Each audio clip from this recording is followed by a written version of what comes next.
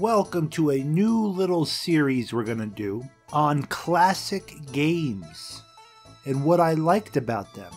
These classic games will range from many different consoles and generations, and they will be like little mini review / retrospect videos. And today's video is about Azure Dreams for Sony PlayStation. This is a little known RPG that came out in 1998, the same year as Ocarina of Time, Metal Gear Solid, Xenogears, NFL Blitz, and Unreal, and many other games that dwarfed Azure Dreams in comparison. But this was a hidden gem to many, and when I was a kid playing this game, I was blown away. The only game that looks like this or uses this style of sprites would be Xenogears. That's the closest thing I could think of, but the artwork and animations are very unique for Azure Dreams. The profile pictures of all the important characters are hand-drawn anime pictures. The in-game sprites are very unique for all the monsters and characters. Azure Dreams is about the story of a young man who's the son of a famous monster tamer of an oasis town that surrounds a mysterious dungeon tower. The game loop consists of entering this randomly generated tower and ascending the levels and fighting with your monster to level up the monster and your equipment, because every time you leave successfully or die, because every time you leave the tower successfully, you bring your items with you that you find. Your monster gets to keep its level and your equipment gets to keep its level, but your level resets. Then you use your money to upgrade your house and upgrade the town with various new buildings, new story arcs, side quests, and things to do in the town, like a casino, a theater, a pool, and various other things. A main feature of this game is monster taming and monster managing.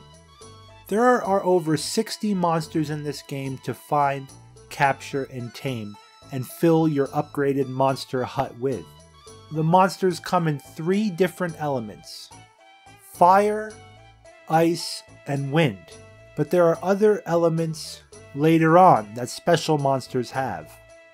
Unlike capturing monsters like Pokemon, you find monster eggs in the dungeon on the various levels, and you bring them back and hatch them.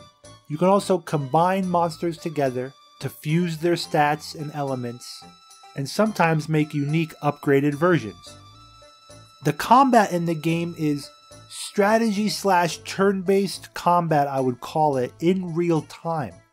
Basically, every step you take, the enemy takes a move at the exact same time.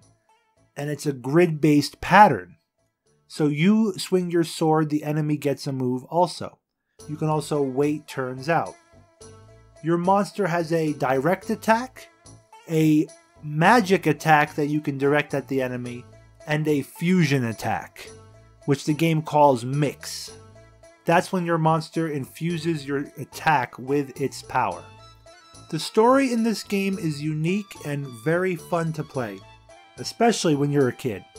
But the game definitely has heavy Japanese influences, especially with relationship goals.